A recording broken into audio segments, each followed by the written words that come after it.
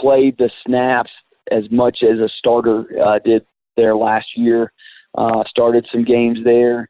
When you ask him to make a position move and he steps up and says, I'll, whatever's best for the team, and has embraced that role, we really appreciate that. We've got a junior Mike linebacker, Landon Colby, who we had up for a few games last year in varsity. He had a really good spring. He's been a kid that, since he's been in our program, just really plays with a lot of passion and energy, and we're excited about what he does there. Zach Taylor, our will linebacker, he was a backup weak safety for us last year. He actually was our special teams player of the year last year. Was just an outstanding guy on cover teams, and we moved him a little bit closer to the football. So we've got a couple kids that we've moved positions around. Another guy is our starting nickel is Markel Session. He was a running back in our program. He was actually backup running back to Pierce last year. I was able to get some carries in games and went through some different spells where I just had a few tweaks here and there, and finally got healthy and did some really good things for us. He has been outstanding at that nickel position on our defense, and we're really excited about him. Gabe Maxwell was a JV guy last year. He was a junior that could have been a varsity guy, would have helped us on some special teams, but we felt it was going to be beneficial for him to really get reps and snaps on that JV his junior season, and he has had an outstanding spring, played well in our scrimmage on Friday. So we've got guys like that we're excited about, guys that have just paid their dues, waited their turn in our program, and we're looking forward to what they're going to do. Josh, you mentioned Josh. Josh Lenheiser is another guy for us at free safety that played quite a bit last year on a lot of special teams, and now it's his opportunity to step into that starting role. He's been another one that's been very productive for us here through the spring and first couple of weeks of August practice.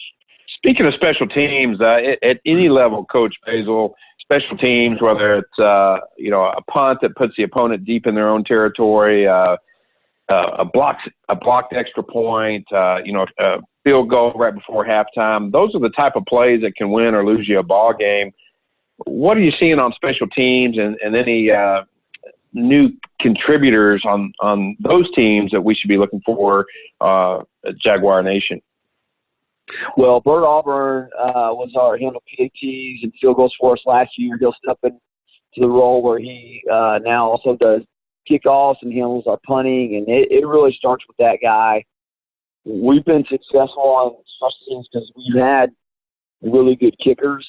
Not only are they talented, but those guys, I'm so proud of them because the majority of practice, they'll come out and get special teams work, but those guys are some of the most disciplined players on our team because there's times where they're going to go and we'll start out practice and we get some special teams and we get individual periods and they'll go over on a grass field and those guys will work a little bit on their own and I'll tell them what they need to work, and if we're working kickoffs one day, working their punts and maybe squib kicks and things like that. And so they've got a chart and stuff that they go over and do every day. And when it's their turn to come up and execute, they're always prepared. So our guys really recognize that and that commitment from them, and it just starts from there. So Bert certainly is going to play a big role for us this year, and really being able to handle all three of those duties. He was very solid last year. Hit some big field goals for us in game.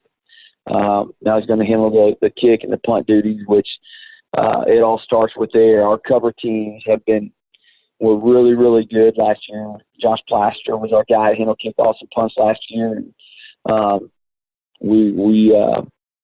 I think our punt return average on the year was less than 1 yard on average returns, and our kickoff coverage, I think 75% of the time, if on returns, if they weren't downed or kicked out of the end zone or fair caught, then about 75% of returns didn't make it out past the 30-yard line. So, that's fantastic. Got to have guys that are committed to covering downfield and play with some discipline, but certainly starts with guys like Bert to be able to handle some of the specialty part of that that.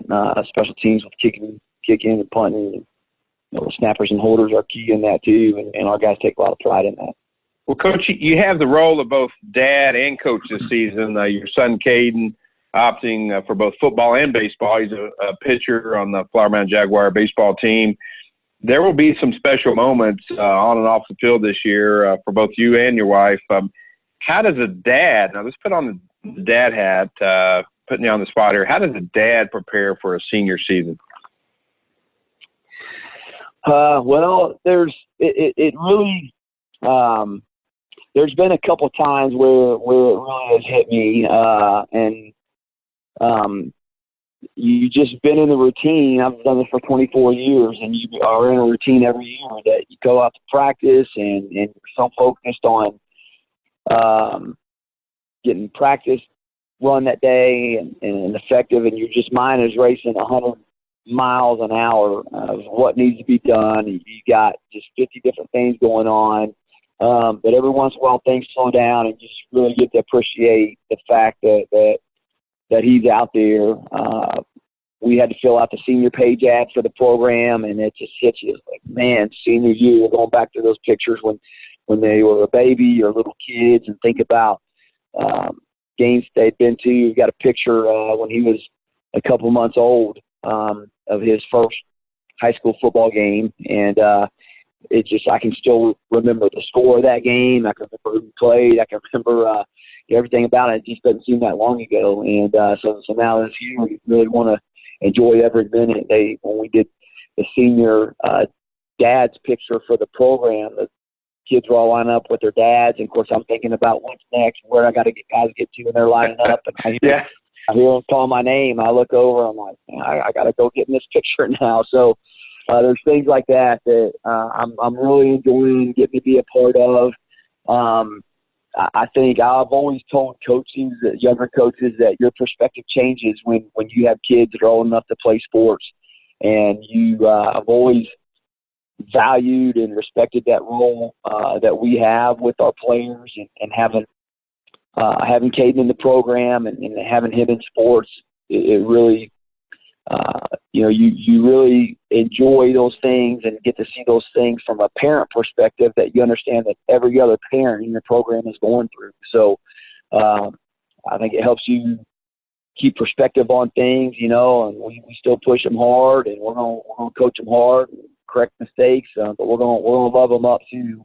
And, I enjoy getting to be around them and see them every day.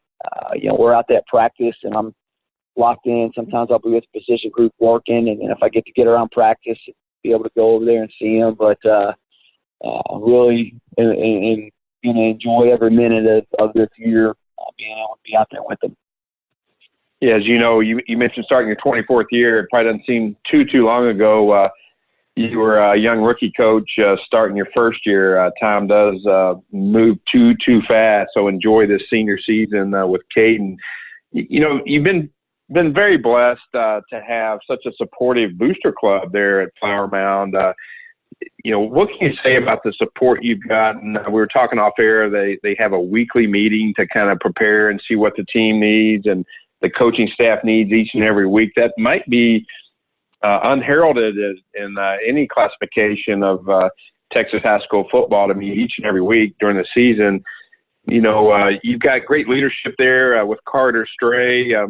We would like to remind all the fans that this weekly installment is brought to you by the Booster Club and made possible each and every week. So we want to thank the Booster Club. But how special is it to have their support and from the first day you stepped on campus?